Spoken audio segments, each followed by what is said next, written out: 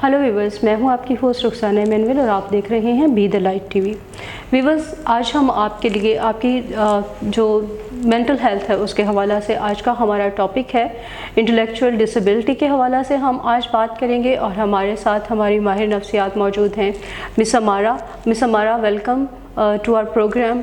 आपसे बहुत सारी मालूमाती प्रोग्राम जो हैं वो हमने अपने ऑडियंस तक पहुंचाए हैं और लोगों के कमेंट्स में हमें पता चलता है कि वो आपसे आपके साथ होने वाली डिस्कशन को पसंद करते हैं और ये चीज़ें जो है वो उनके लिए फ़ायदेमंद हैं। हम अपने आज के प्रोग्राम की तरफ बढ़ते हैं। मिस हमारा, हमें ये बताइएगा कि इंटेलेक्चुअल डिसेबिलिटी है क्या चीज़, ये क्या प्रॉब्लम है और ये किस एज से स्टार्ट होता है? इंटेलेक्चुअल डिसेबिलिटी की जब हम बात करते हैं तो इंटेलेक्चुअल डिसेबिलिटी को ज़हनी पसमानदगी भी कहा जाता है। ठीक है, सही। तो ज़हनी पसमानदगी या आईक्यू का मसला है बच्चे को या अपनी उम्र से पीछे है बच्चा। अब सबसे मेन चीज़ जो आती है वो ये है कि इंटेलेक्चुअल डिसेबिलिटी जो है न्यूरो डेवलपमेंटल डिसऑर्डर की कैटेगरी में फॉल करता है। ठीक है, न्यूरो डेवलपमेंटल डिसऑर्डर्स होते क्या हैं या न्यूरो डेवलपमेंटल डिसऑर्डर है क्या? तो न्यूरो, जब हम इतना बड़ा टर्म है ये न्यूरो डेवलपमेंट, इसको तोड़ते हैं तो न्यूरो का मतलब होता है आपके ब्रेन में, आपके दिमाग में जो एक कनेक्शन होते हैं, न्यूरल कनेक्टिविटी, आपकी वायर्स होती हैं, उनमें कोई प्रॉब्लम आ जाए, कोई इशू, उसकी वजह से आपकी डेवलपमेंट पे अफेक्ट हो। डेवलपमेंट क्या होती है? बच्चे की नशोनुमा, एक ग्रोथ होती है कि वो बर्थ से लेके 6 से 7 साल तक बच्चा जो है वो ग्रो कर रहा होता है तेज़ी से, फिज़िकली भी और बाकी सारी चीज़ों में भी बच्चा फिज़िकली साइकोलॉजिकली ग्रो करता है। तो उसमें कोई डेफिसिट आता है और वो या डिले आता है। डेफिसिट मतलब या तो बच्चा नहीं कर पा रहा वो काम अपनी उम्र के हिसाब से जो उसे करने चाहिए, या उसमें पीछे है, डिले आ रहा है, और इसका इफ़ेक्ट आपकी जो है वो ज़िंदगी पर है, कहीं ना कहीं आपकी ज़िंदगी के अहम हिस्सों पर अफेक्ट कर रहा है, असरअंदाज हो रहा है। तो वो एरियाज़ कौन से हैं आपकी लाइफ के, आपकी ज़िंदगी के? वो हैं 3। एक है सोशल, कॉग्निशन और इमोशनल फंक्शनिंग। सोशल आपकी वही समाजी ज़िंदगी के बारे में जो हम कहते हैं, बात करते हैं कि आपकी बच्चा कर रहा है, सलाम कर रहा है, नहीं कर रहा, मिल रहा है, नहीं मिल रहा, लोगों से किस तरह से मिल रहा है, तो वो सारी चीज़ें। और फिर उसके बाद जो कॉग्निशन है, सोचने समझने की सलाहियत, क्या बच्चा सोच पा रहा है कि उसे कितनी क्या चीज़ करनी है, क्या चीज़ नहीं करनी है अपनी उम्र के हिसाब से। इमोशनल में वो सारे इमोशंस को समझ पा रहे हैं कि मुझे गुस्सा आ रहा है या सामने वाले इंसान को गुस्सा आ रहा है, मुझे अब खुशी महसूस हो रही है या मुझे जो है मैं अफसरदा हूँ, वो ये आपकी क्या होती है? इमोशनल फंक्शनिंग होती है। इसमें ये अफेक्ट कर रही है। जब आपकी ये चीज़ें अफेक्ट करती हैं तो हम कहते हैं ये अब डिसऑर्डर की कैटेगरी में जा रहा है। ठीक है, न्यूरो डेवलपमेंटल डिसऑर्डर के हवाले से जो है वो इम्पॉर्टेंट चीज़ ये है कि ये बाय बर्थ होते हैं। ठीक है, आप जब पैदा होते हैं उसके फ़ौरन बाद इसके अलामात नज़र आना शुरू हो जाते हैं। जैसे मैंने बताया, बर्थ से लेके 6 ईयर्स तक इसके जितने भी साइंस और सिम्टम्स, अलामात होते हैं वो सब नज़र आना शुरू हो जाते हैं, ज़ाहिर हो जाते हैं।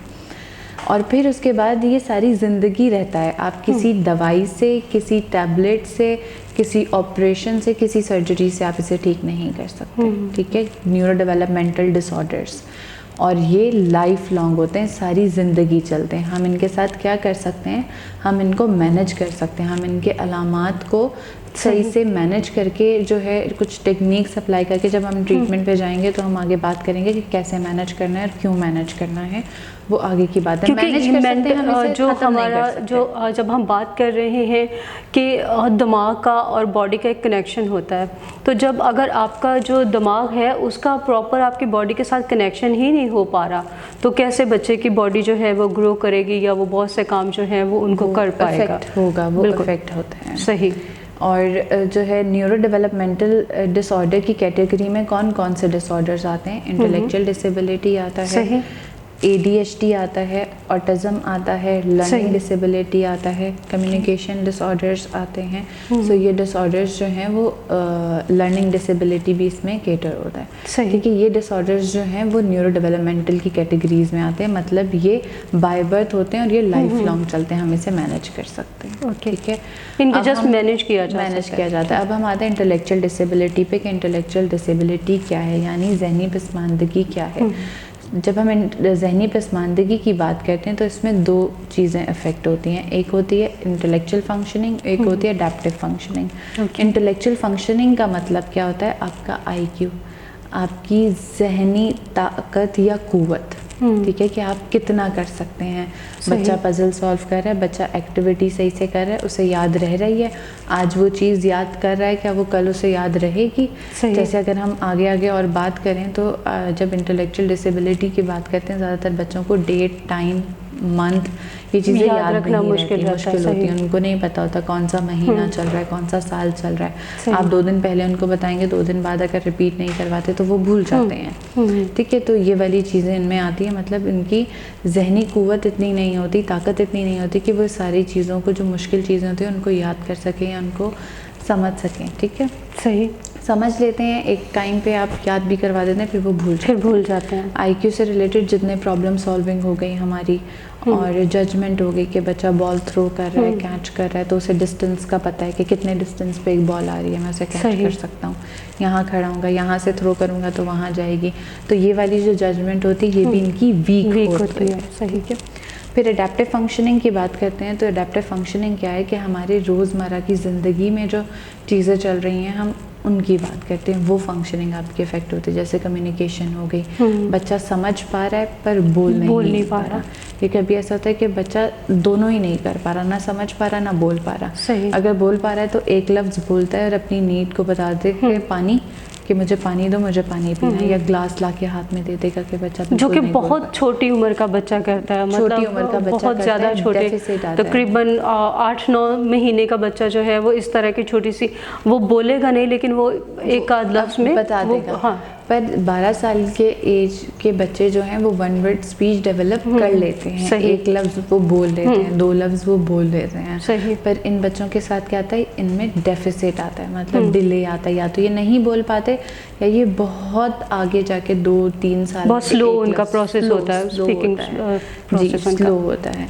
फिर उसके बाद सोशलाइजेशन भी इनकी इफेक्ट होती है। सोशलाइजेशन में मुझे किस इंसान से मिलना, स्ट्रेंजर का इनको इतना कॉन्सेप्ट नहीं होता कि सामने वाला जो इंसान है उसकी इंटेंशन क्या है। जब हमने क्योंकि वो रिकग्नाइज नहीं कर पाते हैं प्रॉपर्ली, तो फिर वो कैसे, उनको क्या पता, कोई उनको कैंडी देगा, कोई टॉफी देगा, स्ट्रेंजर कौन है। एज कम्पेयर टू न्यूरोटिपिकल बच्चों के, ये बच्चे जो क्या करते हैं, ये चले जाते हैं उनके साथ, ये दूसरों की बात भी मान लेते हैं, सामने वाले की जो नीयत है उनको नहीं समझ आती कि वो किस तरह से हमें बात कर रहा है या हमें क्यों अपनी तरफ लेकर आ रहा है।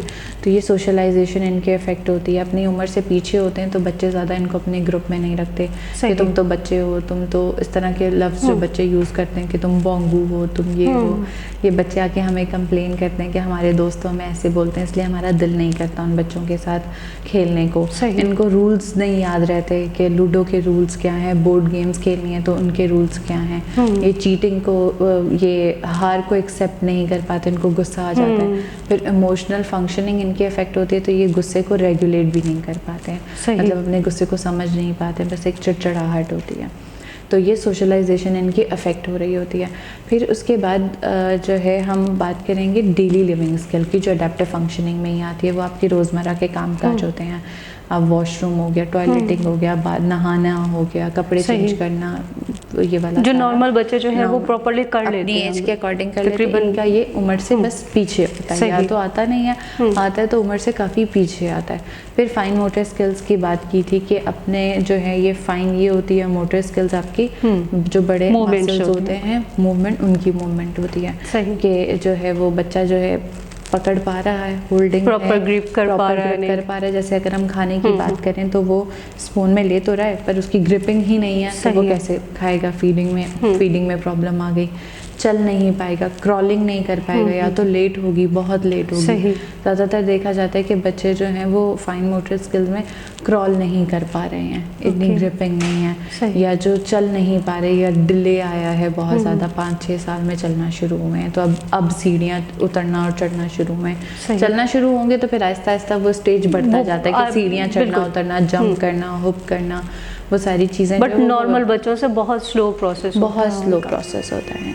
तो ये हमारी अडेप्टिव फंक्शनिंग हो गई है। सो ये पूरा एक इंटेलेक्चुअल है, मतलब दोनों में लो स्कोर्स आते हैं तो हम कहते हैं कि बच्चा अब इंटेलेक्चुअल डिसेबिलिटी की तरफ का शिकार है या डायग्नोज हो चुका होता है। जब हमें डायग्नोसिस देने होते हैं ना बच्चे को कि ये इंटेलेक्चुअल डिसेबल है या इंटेलेक्चुअल डिसेबिलिटी है बच्चे को, तो इसमें दोनों डोमेन्स में इफेक्ट होना, लो स्कोर्स आना बहुत ज़रूरी होते हैं। तो हम कहते हैं कि बच्चा इंटेलेक्चुअल डिसेबल है।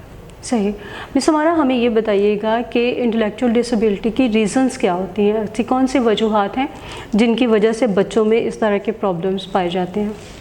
इसकी कोई एक कॉमन रीज़न अभी तक नहीं आइडेंटिफाई हुआ कि कोई एक खसूसी कि एक ये रीज़न है जिसकी वजह से ये हो रहा है। मल्टीपल रीजंस होते हैं, ज़्यादातर प्री नेटल रीजंस होते हैं, मदर से रिलेटेड या कोई जो हमारा जैसे एनवायरनमेंट है, हम कितने प्रिजर्वेटिव फूड्स खाते हैं, मतलब फ्रोज़न फूड्स हम खा रहे होते हैं, उसमें सोचिए कितने केमिकल्स होते हैं। सही। सो वो जो टॉक्सिक जो हमारे एनवायरनमेंट में जो पोल्यूशन है, जो गंदगी है, जो केमिकल्स हम यूज़ कर रहे हैं, फिनाइल के पोछे लगा रहे हैं, शैम्पू, कंडीशनर, कितना केमिकल है हमारी लाइफ में। सो उन सारी चीज़ों से बच्चा का भी इफ़ेक्ट हो जाता है। डाइट का बहुत ज़्यादा इफ़ेक्ट आता है, मदर की जो डाइट होती है। और फिर बच्चे की बर्थ के फ़ौरन बाद बच्चे को क्यों कहते हैं कि सर ज़्यादा हिलना नहीं चाहिए, अच्छा, या गिरना नहीं चाहिए, इंजरी से बचाते हैं हम बच्चे को। ठीक है। सो ये कुछ कॉमन कॉजेज़ होते हैं, पर एक अभी तक आइडेंटिफाई नहीं हुआ कि जिसकी बेसिस पे हम ये कह दें कि इस वजह से इंटेलेक्चुअल डिसेबिलिटी है। सही। फॉर एग्जांपल मिस हमारा अगर कोई मदर जो हैं वो ड्यूरिंग प्रेगनेंसी वो ड्रग्स ले रही हैं या स्लीपिंग पिल्स जो है, इफेक्ट देखा गया इसका बहुत ज़्यादा, तो वो बच्चे की मेंटल हेल्थ पे इफेक्ट जी, इसलिए प्रेगनेंसी में टैबलेट्स बहुत लिमिटेड देते हैं। सही। मदर्स को डॉक्टर कहते हैं कि फीवर हो तो बस यही चीज़ आपने खानी है, इसके अलावा आप कोई और टैबलेट नहीं खा सकती, क्योंकि उसके फिर जो साइड इफ़ेक्ट्स आते हैं वो बच्चे की फंक्शनिंग पे इफेक्ट करते हैं। मतलब वो जो ब्रेन डेवलपमेंट बच्चे की वूम में हो रही होती है उस पर इफेक्ट आता है। तो इसलिए कहते हैं कि दवाइयाँ, सोना, आपकी सोने की रूटीन, और दूसरी ये जो अल्कोहल और ये ड्रग्स रिलेटेड चीज़ें होती हैं, सही, ये बहुत अफेक्ट करती है, बहुत ज़्यादा अफेक्ट करती है। आपने बहुत अच्छा पॉइंट यहाँ पे ये रेज़ किया है। Thank you. ओके मिस हमारा जब हम बात कर रहे हैं इंटेलेक्चुअल डिसेबिलिटी की, तो इसमें तशख़ीस तो हो गई, लेकिन उसके अभी आगे हम चल के कैसे कौन कौन से तरीके हैं जिनसे हम उसकी प्रॉपर तशख़ीस कर सकते हैं कि कितना डैमेज है और हमें उसको किस तरह से ट्रीट करना है? इसका जो है एक प्रॉपर साइकोलॉजिकल एवेल्युएशन होती है, असेसमेंट होती है, जिसमें हम टूल्स अप्लाई करते हैं कि जैसे मैंने बताया कि आईक्यू का, इंटेलेक्चुअल फंक्शनिंग का या अडेप्टिव फंक्शनिंग का होता है, तो उससे रिलेटेड कुछ टेस्ट होते हैं, पेपर पेंसिल टेस्ट होते हैं, जो हम मदर से भी इंफॉर्मेशन लेते हैं बच्चे की और कुछ बच्चे से करवा के देखते हैं। फिर उसके जो स्कोर्स आइडेंटिफाई होते हैं, जैसे मैंने कहा कि दोनों में इफ़ेक्ट होना, लो स्कोर्स आना बहुत ज़रूरी हैं। तो वो यही होता है कि आईक्यू के कुछ टेस्ट होते हैं, जैसे फॉर एग्जांपल अगर मैं नाम लूँ तो सेट है, आईक्यू के लिए हम करते हैं, विस्क है, बच्चों के आईक्यू चेक करने के लिए हम वो उनके जो स्कोर्स वेरी लो से नीचे वाले डोमेन में फॉल करते हैं, तो हम उसमें इंटेलेक्चुअल डिसेबिलिटी बच्चे को डायग्नोस। अडेप्टिव फंक्शनिंग की बात करें तो VABS है, वाइनलैंड अडेप्टिव बिहेवियर स्केल। इसमें हम बच्चे की रोज़मर्रा की ज़िंदगी के कामकाज जो हैं, कम्युनिकेशन हो गया, जैसे जो डोमेन्स मैंने बताई, उसे आइडेंटिफाई करते हैं, उनके स्कोर्स को आइडेंटिफाई करते हैं, और फिर स्कोर्स के बाद हम देखते हैं कि बच्चा जो है उसकी कितनी है। इंटेलेक्चुअल डिसेबिलिटी के जैसे लेवल होते हैं, माइल्ड, मॉडरेट, सिवियर और प्रोफाउंड। ये हम आइडेंटिफाई कैसे करते हैं कि उनके स्कोर की बेसिस पे करते हैं कि आईक्यू का या आईक्यू जो टेस्ट हमने अप्लाई किया उसका स्कोर इतना आया, अडेप्टिव फंक्शनिंग का स्कोर इतना आया, तो बच्चे को माइल्ड आईडी है या मॉडरेट आईडी है या सिवियर आईडी है, जो भी उसके लेवल्स होते हैं। अब ये क्यों ज़रूरी होते हैं आइडेंटिफाई करना? ये इसलिए ज़रूरी होते हैं कि कुछ माइल्ड वाले बच्चे हैं, हम उन्हें कोई स्किल दे सकते हैं, ठीक है, जब हम मैनेजमेंट में आगे बात करेंगे। मॉडरेट वालों के लिए हम क्या कर सकते हैं, मॉडरेट वाले और सिवियर वाले, फिर इनकी आगे जितना सिवियरिटी लेवल इंक्रीज़ होता है, मतलब जितना इनका डेफिसिट या डिले आता है उसमें, तो उतनी ही इनकी फंक्शनिंग अफेक्ट होती है। माइल्ड वाले के कंपैरिजन हम कभी भी मॉडरेट वाले से नहीं कर सकते।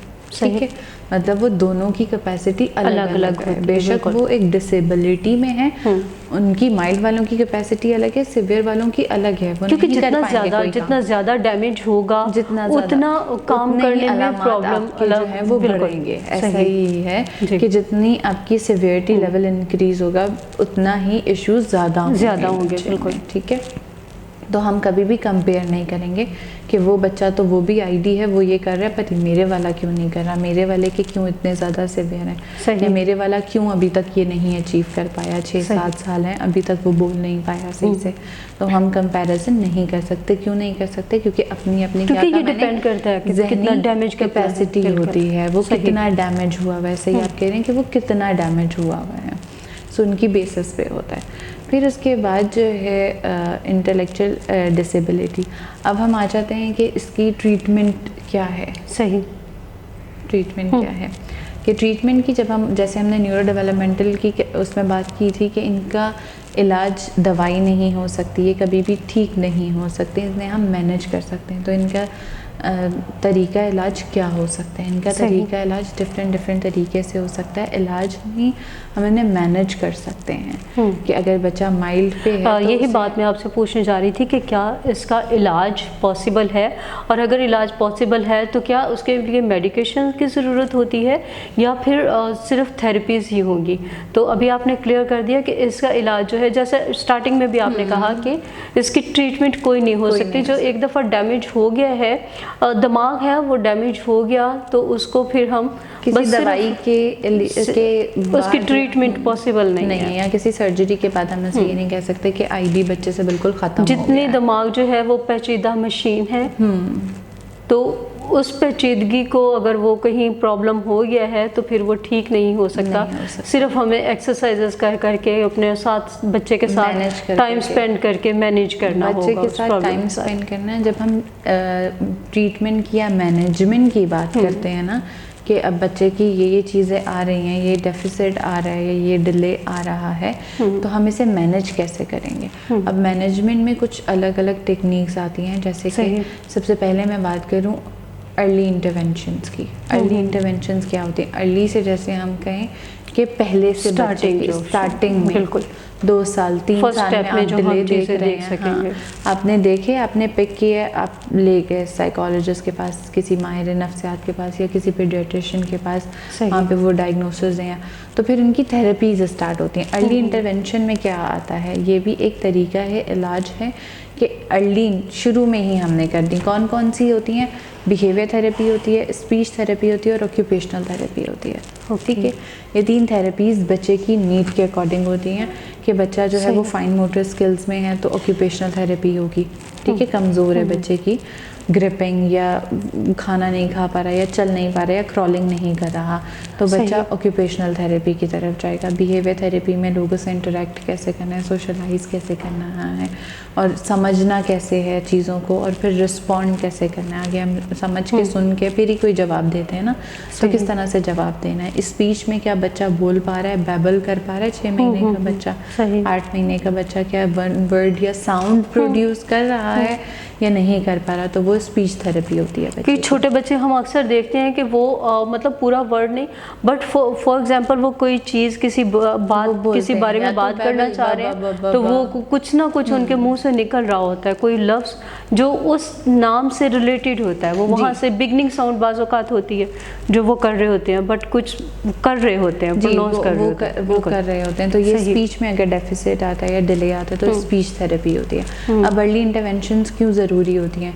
जब बच्चा शुरू में ही ये सारी एक्टिव थेरेपीज़ के थ्रू बोलना शुरू करेगा, या बेशक थोड़ा डिले आएगा पर एक मैनेज तो होंगी ना चीज़ें आहिस्ता आहिस्ता करके। फिर उसके बाद इसमें सबसे ज़्यादा ज़रूरी होता है पेरेंट्स, वालिदैन की इन्वॉल्वमेंट कितनी है। क्या थेरेपी सेंटर्स बच्चा कितनी देर के लिए जाता है? हफ्ते में 3 दिन या 2 दिन। सही, ठीक है, और एक थेरेपी सेशन होता है 45 मिनट्स का, ज़्यादा से ज़्यादा, इससे ज़्यादा नहीं होता। 45 मिनट का या 1 घंटे का या आधे घंटे का, वो हर सेंटर्स के अपने अपने रूल सेट होते हैं कि हम इतनी देर का सेशन लेते हैं। और दूसरी चीज़, बच्चे का जो जितना वो स्वेयर उसका प्रॉब्लम है, वो उस पर डिपेंड उस करता पे भी है डिपेंड करता है कि वो थेरेपीज़ किस तरह से ले सकते हैं। अब ये सही। अर्ली इंटरवेंशन जो है 2, 3, 4, 5 साल के बच्चे की उम्र से शुरू हो जाती हैं कि ये शुरू कर देनी चाहिए। 5-6 से ज़्यादा होता है तो फिर मुश्किल होता है, डिफ़िकल्ट सही। होता है बच्चे को बुलवाना, स्पीच थेरेपी करवाना, क्योंकि वो जो एक एज होती है जहाँ पे शुरू करवाना होता है तो वो उसके थ्रू, एक्टिविटीज़ के थ्रू और बहुत मेहनत करके बच्चे को बुलवाया जाता है। सही। अच्छा, सॉरी मैं आपकी बात काट रही हूँ। यू मीन टू से कि ये जो प्रॉब्लम होता है ये हमें 6 महीने की उम्र से तकरीबन जो उसका आइडिया होना शुरू हो जाता है, सही? नहीं, और 6 उम्र की नहीं, 6 से थोड़ा और आगे थोड़ा जाता और है। चले 9 मतलब महीने नहीं, की उम्र तक जो है वो बच्चे का कुछ 1 साल का हो गया है बच्चा, सही। चल नहीं पा रहा है, ठीक है। या फिर बैठ नहीं पा रहा है, जैसे बच्चे बैठ जाते हैं, सही। सिटिंग आ जाती है 6 मंथ में, 8 मंथ में बच्चा नहीं बैठ रहा। ठीक है। ठीक है, आपने थोड़ा और देखा, डिले सही। कर दिया कि चलो 1.5 साल हो सकता है, पर बच्चा नहीं बोल रहा, सही। नहीं चल रहा, तो फिर हमें फौरी उसकी कंसल्टेशन के लिए जाना चाहिए।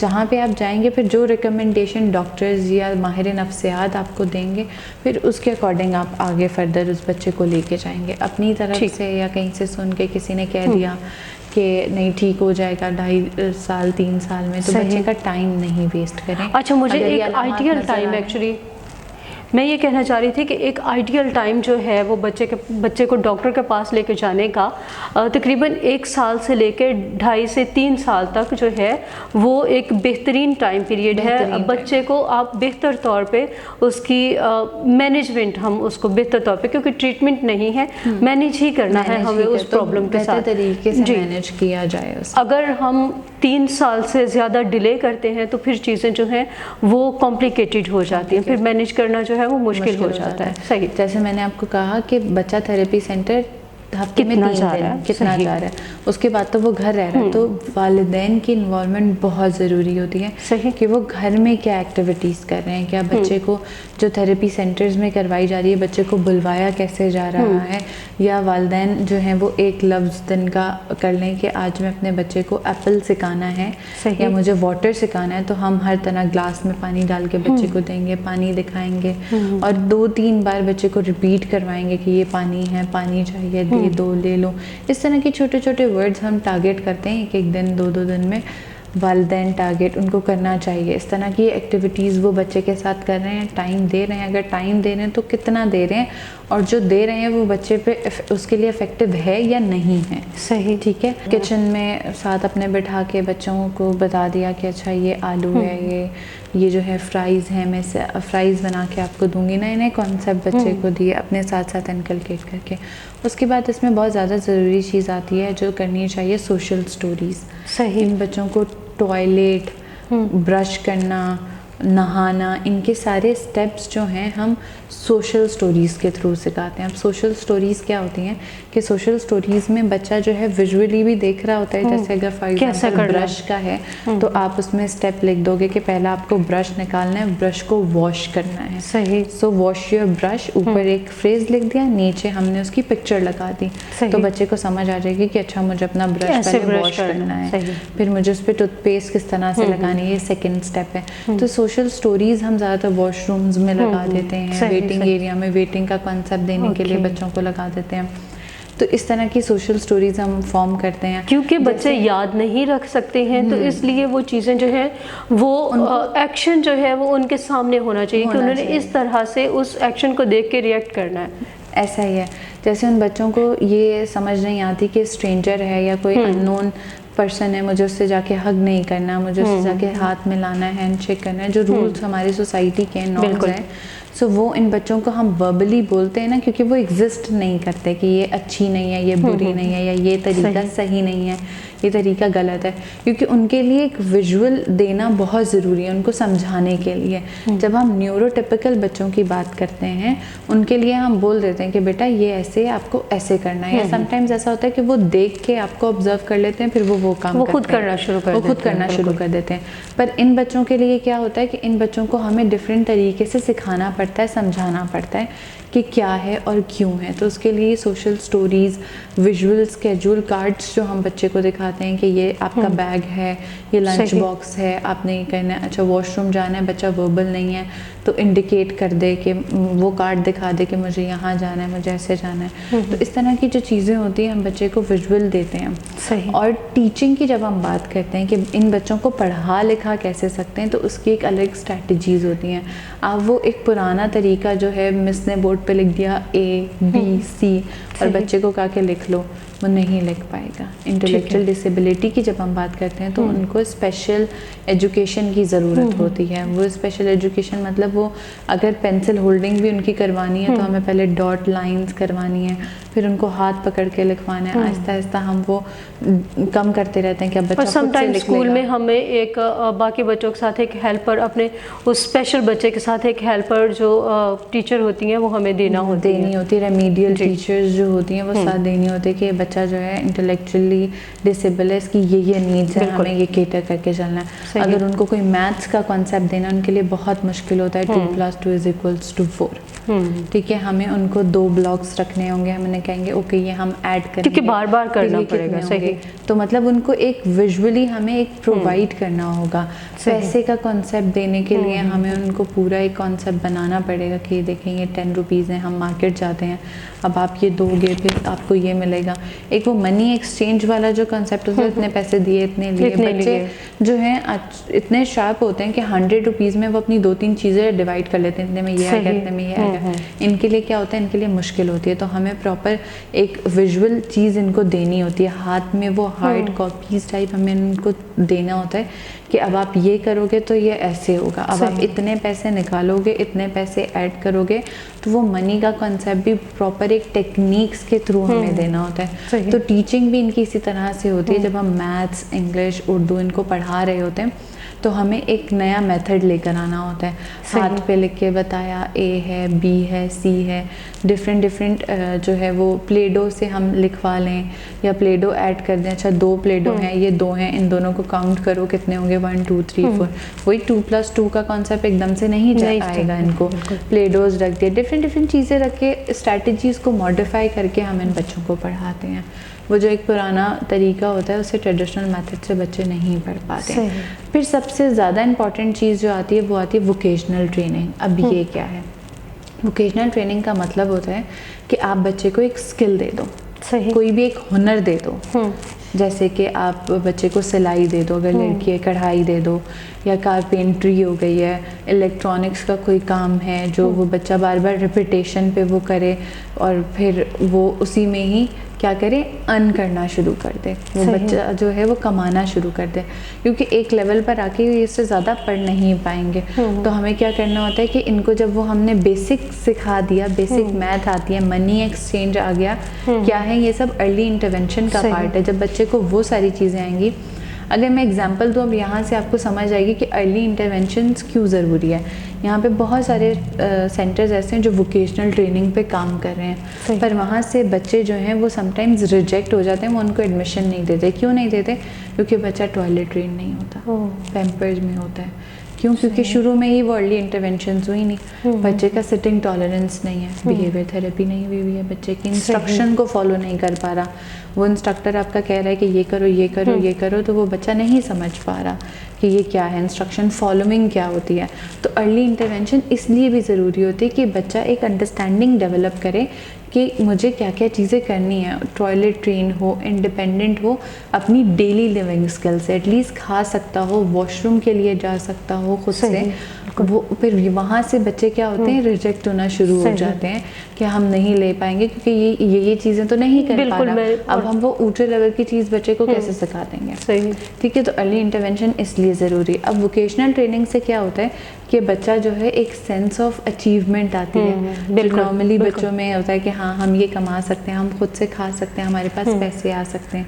ये सारा कॉन्सेप्ट बच्चे को देंगे तो पता लगेगा ना कि कितने पैसे में ये चीज़ जाएगी तो मुझे कितने पैसे मिलेंगे। अब आजकल इतने सारे सेंटर्स चल रहे हैं और वो ट्रेन कर रहे हैं इंटेलेक्चुअल डिसेबिलिटी, और माइल्ड वाले जो बच्चे हैं वो वोकेशनल की तरफ जा सकते हैं। सही। मॉडरेट वाले डिपेंड करता है कि उनका स्कोर कितना है और बच्चे की कैपेसिटी कितनी है या अर्ली इंटरवेंशंस पे काम कितना हो सका है कि बच्चा वोकेशनल की तरफ जाए। बट सिवियर एंड प्रोफाउंड वाले नहीं जा सकते, सही। उनकी अंडरस्टैंडिंग इतनी नहीं होती है। तो वो इनका ये चीज़ बिल्कुल, उनको हमेशा के लिए कोई ना कोई सपोर्ट चाहिए होती है। वो वॉशरूम जाएंगे, वो थ्रू आउट द लाइफ उनके साथ कोई ना कोई उनके साथ रहना माइल्ड चाहिए। और समवेट हम मॉडरेट की अगर बात करें तो वो बच्चे कुछ ना कुछ अपनी सारी चीज़ें कर लेते हैं। टॉयलेटिंग हो गई, डेली लिविंग स्किल से रिलेटेड चीज़ें हो गई। तो ये वोकेशनल का जो है एक बहुत इंपॉर्टेंट एस्पेक्ट है कि बच्चा जो है वो खुद से कमाना शुरू हो जाता है, एक इंडिपेंडेंट लिविंग की तरफ चला जाता है। जो मैं मैनेजमेंट की बात कर रही थी वो ये थी कि बच्चा डिपेंडेंसी से, जो वो अपनी वालिदा पे है, टीचर्स पे है, थेरेपिस्ट पे है, वो डिपेंडेंसी से इंडिपेंडेंट हो जाए बच्चा। सही। ठीक है। सो ये वाला जो मैनेजमेंट है, ये वाला जो पीरियड है, ये इसलिए ज़रूरी होता है। व्यूअर्स, आपने हमारी आज की गुफ्तगू सुनी, आपने जाना और समझा कि किस तरह से जब एक बच्चा मेंटली तौर पर कमज़ोर होता है, उसकी ज़िंदगी किस तरह के प्रॉब्लम्स को आगे फेस करने वाली होती है। ज़िंदगी मुश्किल ज़रूर है, लेकिन मिलजुल कर, जैसे हम हमेशा कहते हैं, अपना और अपने प्यारों का ख्याल रखें, अपने इर्द गिर्द मौजूद लोगों का ख्याल रखें, अपने बच्चों का ख्याल रखें, अपने बच्चों को उन पे चेक रखें छोटी उम्र से। जब वो 5-6 महीने का बच्चा है तो आपको स्पेशल उसको चेक करना चाहिए कि बाज़ औक़ात ऐसा होता है कि कुछ बच्चे जो हैं वो एक्स्ट्रा शार्प होते हैं, कुछ जो होते हैं वो थोड़े कम शार्प होते हैं। लेकिन अगर आपको लग रहा है कि आपका बच्चा कम से भी ज़्यादा कम शार्प है, वो बहुत कम रिएक्ट कर रहा है आपकी बातों पे, आपके एक्शंस पे, आपकी स्माइल का प्रॉपर जवाब नहीं दे रहा, वो प्रॉपर वर्डिंग नहीं कर रहा है, वो आपसे बात नहीं कर रहा है, वो अपने बॉडी पार्ट्स को होल्ड नहीं कर पा रहा है, तो आपको फ़ौरन किसी साइकाइट्रिस्ट से कंसर्न करना चाहिए। आपको जाना चाहिए और अपने बच्चों के बारे में उनसे डिस्कस करें, और फिर जो तरीक़ा इलाज या जो ट्रीटमेंट्स, जो थेरेपी वो आपको बताते हैं, उसको पूरी मेहनत से और पूरी लगन के साथ टाइम निकाल के अपने बच्चे के साथ। ये बहुत अच्छी आपने बीच में बात कही है कि मिलजुल कर काम करना, ये बहुत ज़रूरी है। ये मैं जो है लाजमी कहूँगी कि जब वालिदैन अपने बच्चों को एक थेरेपी सेंटर में लेके जाते हैं तो एटलीस्ट उनको 2 से 3 महीने अपने बच्चे को वहाँ देने हैं, प्रॉपरली लेके जाना है। थोड़ा बहुत जो थेरेपिस्ट वहाँ पे बताते हैं, घर में काम करना भी बहुत ज़रूरी है। ये फ़ौरन से नहीं होगा, 1 महीने में आपके बच्चे के अंदर चेंज नहीं आएगा। बिल्कुल 1-1.5 महीना बच्चे को वो इन्वायरमेंट, वो थेरेपिस्ट, एक अलग इंसान के सामने बैठ के साथ काम करवाना, वो बहुत मुश्किल होता है बच्चे के लिए। तो जो वालिदैन ज़्यादा से ज़्यादा जल्दी जो है वो थेरेपी सेंटर चेंज करते हैं या थेरेपिस्ट से सेटिस्फाई नहीं होते, वो थोड़ा होल्ड करें ताकि आपके बच्चे में इम्प्रूवमेंट, अगर छोटी सी भी चीज़ बच्चा 2 महीने में अचीव कर लेता है, ये बहुत बड़ी अचीवमेंट होती है वालिदैन के लिए और थेरेपिस्ट के लिए। तो ज़रूर इस चीज़ पे गौर करें कि हमने मिलजुल के काम करना है और एक कंसिस्टेंसी से काम करना है। हमें रिपीटेशन पे थेरेपिस्ट चेंज नहीं करने हैं, ठीक है। तो ये मिलजुल के काम वाला बहुत अच्छा था कि सारे थेरेपिस्ट मिलके काम करते हैं घर में भी, और घर में जो आपके और बच्चे के नाना, दादा, चाचू, चाची, खाला, फूफा, अगर जॉइंट फैमिली में, तो उन सबको भी आप बच्चे के साथ एंगेज करें कि देखें इसको इस तरह से पढ़ा लें, इसको इस तरह से समझा दें, ये कर लेते हैं आज हम घर में, इस तरह का कॉन्सेप्ट बच्चे को दे देते हैं। तो मिलजुल के काम करना ये बहुत इम्पोर्टेंट है। मैं अभी जो आपने बात की कि अगर आपकी जो जॉइंट फैमिली सिस्टम है, या अगर जॉइंट फैमिली सिस्टम नहीं भी है, बच्चे के दूसरे बड़े बहन भाई हैं या उससे छोटे बहन भाई हैं, तो उनको भी आपको ये ब्रीफ करना है कि उन्होंने उसके साथ किस तरह रिएक्ट करना है, उन्होंने उसको किस तरह से चीज़ों के लिए ट्रेन करना है। क्योंकि अकेला इंसान, एक नॉर्मल इंसान भी अकेला कुछ नहीं कर सकता। हमें हमेशा अपने इर्द गिर्द अपने प्यारों की ज़रूरत होती है। आपको मायूस नहीं करते हैं, बट ये ज़रूर कहूँगी कि हमेशा छोटी छोटी बातों का ख्याल रखें, कहीं आपकी छोटी सी गलती किसी दूसरे के लिए नुकसान का बायस ना हो, किसी दूसरे के लिए प्रॉब्लम्स का बायस ना हो। अपना और अपने प्यारों का बहुत सा ख्याल रखिए। अपने कमेंट्स में अपनी जो भी बातें हैं, जो आपका कोई प्रॉब्लम है या आपको प्रोग्राम कैसा लगा, ज़रूर लिखिएगा। हम आपके आरा के मुंतज़िर रहेंगे। दोबारा हाजिर होंगे आपकी खिदमत में किसी नए टॉपिक के साथ। तब तक के लिए खुदा हाफिज़।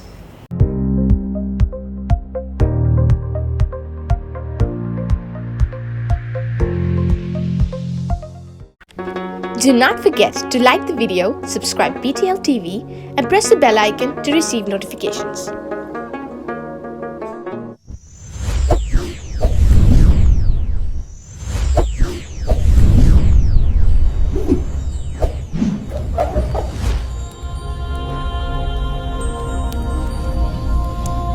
Jesus is the light of the world.